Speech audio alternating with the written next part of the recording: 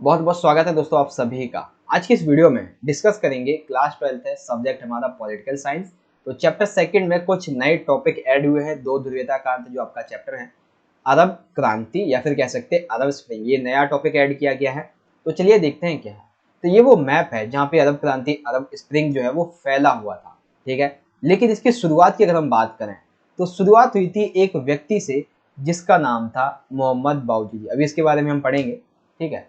तो सबसे पहले ये इसकी शुरुआत हुई थी ट्यूनीशिया में, फिर ये अफ्रीका महाद्वीप और मध्य एशिया के कई देशों में फैल गया, जैसे कि मोरक्को में फैला, फिर अल्जीरिया में फैल गया, लीबिया में, इजिप्ट, ठीक है, Lebanon, Israel, Iraq, Syria, Jordan, Kuwait, Bahrain, कतार, ईरान, यूनाइटेड अरब अमीरात, सऊदी अरेबिया, ओमान, बहुत सारे जो ये देश थे इनमें जाके फैल गए। इसकी क्या कहानी रही है इसके बारे में हम समझेंगे।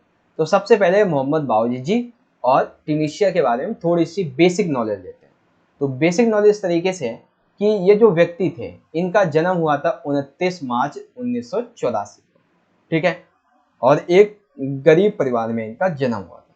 और जन्म होने के साथ ही एक ट्रेजेडी इनके साथ क्या हुई कि 3 साल की उम्र में ही इनके पिता की मृत्यु हो गई, ठीक है। 3 साल की उम्र में इनके पिता की मृत्यु होगी। पिता का छाया, पिता का हाथ इनके सर से हट गया 3 साल की एज में। ट्यूनीशिया क्या है, ये अफ्रीकी महाद्वीप का एक छोटा सा देश है। जब इनके पिता की मृत्यु हो गई तो इनका लालन पालन जो था वो किया गया। लगभग 10 वर्ष की उम्र में इन्होंने फल बेचने का काम शुरू कर दिया, क्योंकि खाने के लिए पैसे कोई देने वाला नहीं है, काम करना ही पड़ेगा। तो 10 वर्ष की उम्र में इन्होंने फल बेचने का काम जो शुरू कर दिया था। फिर बारी आती है यहाँ के सरकार की। तो यहाँ के जो राष्ट्रपति थे बेन अली, इनके नाम था बेन अली, पूरा नाम ये लिखा हुआ है।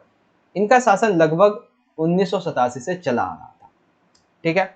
इनकी सरकार काफी तानाशाह थी, क्योंकि मीडिया जो थी वो सरकार के खिलाफ ना ही तो कुछ दिखा सकती थी, ना ही तो लोगों को कुछ बता सकती थी, और साथ ही साथ नागरिकों पर भी अत्याचार किए जा रहे थे, ठीक है।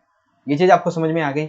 अब बारी आती है कहानी की, और कहानी को शुरुआत करने से पहले इस वीडियो को देखने के बाद अगर आपके दिमाग में कोई क्वेरी है, कोई डाउट है, कोई क्वेश्चन है, तो आप मुझे इंस्टाग्राम पर जो हमारा अकाउंट है इस पर आप मैसेज कर सकते हैं, आपको उसका आंसर मिल जाएगा, ठीक है। इंस्टाग्राम पे फॉलो जरूर कर लीजिएगा।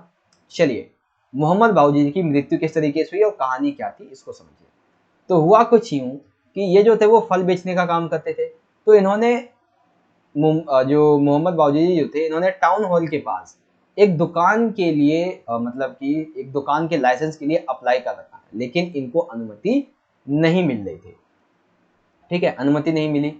दूसरी बात, एक दिन जब ये फल बेच रहे थे, ठीक है, तो हाँ, जब ये फल बेच रहे थे तो ये देखा कि जहां पे मैं फल बेचता हूँ वहीं पर एक और व्यक्ति आकर फल बेच रहा है, ठीक है। तो इसके लिए उसने उस व्यक्ति को समझाया कि यहाँ पे मैं बेचता हूँ, आप हट जाओ, लेकिन वो नहीं माना।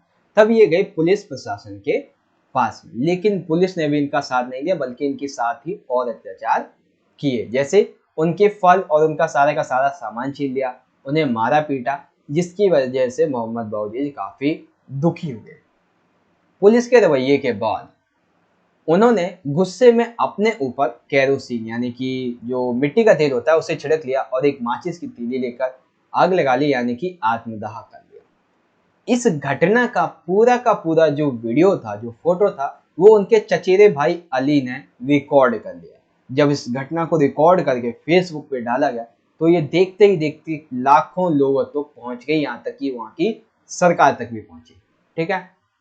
सोशल मीडिया पे अपलोड होने के बाद ये वायरल हुई। तो मोहम्मद बाऊजी जी की मृत्यु इस तरीके से हुई और ये घटना इस तरीके से आगे बढ़ती चली गई। मोहम्मद बाऊजी जी की मृत्यु के बाद जो विद्रोह था वो यहाँ पे अहम जो विद्रोह है वो यहाँ से स्टार्ट होता है। जब इनकी मृत्यु हो गई तो ट्यूनीशिया में लोगों ने भारी संख्या में विरोध प्रदर्शन शुरू कर दिया सरकार के खिलाफ। जब विरोध प्रदर्शन शुरू हुआ तो ट्यूनीशिया की सरकार ने इस विरोध को दबाने के लिए लोगों पर गोलियां चलाई। राष्ट्रपति ने लोगों को डराने के लिए बहुत सारी कोशिशें की, लेकिन वो नाकामयाब रहे। और रोजाना प्रदर्शन ने जो प्रदर्शन था इस सरकार के खिलाफ में, ठीक है, वो दिन प्रतिदिन बढ़ता ही जा रहा था। उसमें लोगों की संख्या बढ़ती ही जा रही थी। बहुत सारे लोग प्रदर्शन कर रहे थे, हड़तालें कर रहे थे। आगजनी का मतलब समझते हो ना, ये जो रेलवे बस ऑटो वगैरह जला दिए जाते हैं इसको कहते हैं। तो वो भी इन्होंने काम शुरू कर दिए थे। जनता जो थी वो अपने रोजगार को बंद करके विरोध जो विरोध प्रदर्शन था उसमें शामिल हो रहे थे, जिसके बाद सरकार ने देश में कर्फ्यू लगा दिया। लेकिन एक आंतरिक तरीके से ये जो विद्रोह था वो अंदर ही अंदर एक चिंगारी के रूप में और भड़कता था। बेन अली का राष्ट्रपति जो थे यहाँ के, उनका काफी ज्यादा विरोध हुआ, और विरोध हुआ तो ट्यूनीशिया की सेना ने भी बेन अली का साथ नहीं दिया, कि उन्हें लगा कि ये जो सरकार कर रही है वो गलत है, तो वहाँ की सरकार ने भी इनका साथ नहीं दिया और उनका शासन खत्म हो गया। और जब शासन खत्म हुआ तो 4 जनवरी 2011 को इनकी मृत्यु हो गई, और इनके अंतिम संस्कार में हजारों आम लोग शामिल थे, क्योंकि सब लोगों को उन्होंने जो विद्रोह किया था उसकी मतलब उन्हें उसका फल मिल गया था कि ये व्यक्ति मर गया। अब सरकार हम एक नई लेके आएंगे जो कि कह सकते हैं कि अच्छा खासा काम करेगी नागरिकों के लिए। ठीक है, ये चीज आपको समझ में आ गई। तो क्या था ये कहानी, आई होप आपको अच्छे से सारी चीजें समझ में आ गई। तो ये हो गया हमारा कि कहानी किस तरीके से आगे बढ़ी और इसका जो एंड है वो किस तरीके से हुआ था। अब हम समझेंगे कि भाई इसके उद्देश्य क्या थे और इसके क्या परिणाम थे। ठीक है, अरब स्प्रिंग के उद्देश्य, अरब स्प्रिंग के परिणाम। उद्देश्य समझिए सबसे पहले। तो उद्देश्य इसका ये था कि जो तानाशाही और जो भ्रष्टाचारी सरकार थी उससे जनता को निजात दिलाया जाए, यानी कि जनता को उससे छुटकारा दिलाया जाए। दूसरा पॉइंट, जो राजतंत्र फैला हुआ है उसको समाप्त करके लोकतंत्र की स्थापना की जाए। अगला उद्देश्य, मानवाधिकार जो हनन हो रहे थे सरकार के द्वारा, जिन नियमों के द्वारा, उनको रोकने के लिए, और गरीबी और जो बेरोजगारी फैली हुई थी उसे खत्म करने के लिए, और सबसे आखिरी, लोगों को एक सम्मान पूर्वक जीवन मिल सके उसके लिए। ठीक है, तो ये है अरब स्प्रिंग के कुछ उद्देश्य, और मैं आशा करता हूँ कि आपको ये सभी के सभी उद्देश्य आसानी से समझ में भी आ गए। क्या क्या है, तो पहला क्या है हमारा कि तानाशाही और जो भ्रष्टाचार है उसको जनता से मतलब जो है उसको खत्म कर देना और जनता को इससे निजात दिलाओ। राजतंत्र समाप्त करो और लोकतंत्र को स्थापित करो। मानवाधिकार जो हनन है उसको रोको, और गरीबी खत्म करो, बेरोजगारी खत्म करो, और लोगों को सम्मानपूर्वक जीवन जीने का अधिकार प्राप्त करो। अब इसके परिणाम देखो, तो अरब क्रांति जो थी वो पूर्ण रूप से सफल नहीं हुई।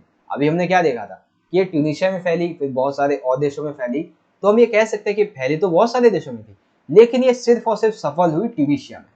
ठीक है, यानी कि पूर्ण रूप से ये सफल नहीं हुई। अरब स्प्रिंग का लाभ केवल और केवल ट्यूनीशिया देश को ही मिला था।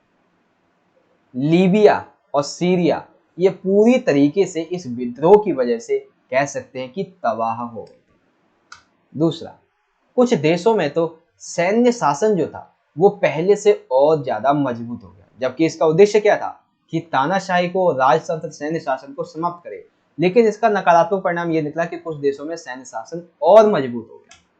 उसके बाद प्रसादी अरब और अन्य देशों ने स्थिति को बड़ी समझदारी से संभाल लिया, यानी कि कुछ ऐसे अरब देश और कुछ और देश जिन्होंने इस स्थिति को अपनी समझदारी से संभाल लिया। तो ये हम कह सकते हैं कि अरब क्रांति के सकारात्मक और नकारात्मक दोनों ही परिणाम हमें देखने को मिले।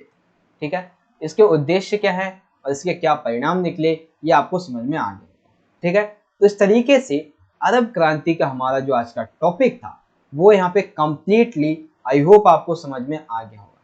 तो जितने भी पॉइंट्स अभी हमने देखे हैं वो मैं आपको दोबारा दिखा देता हूँ।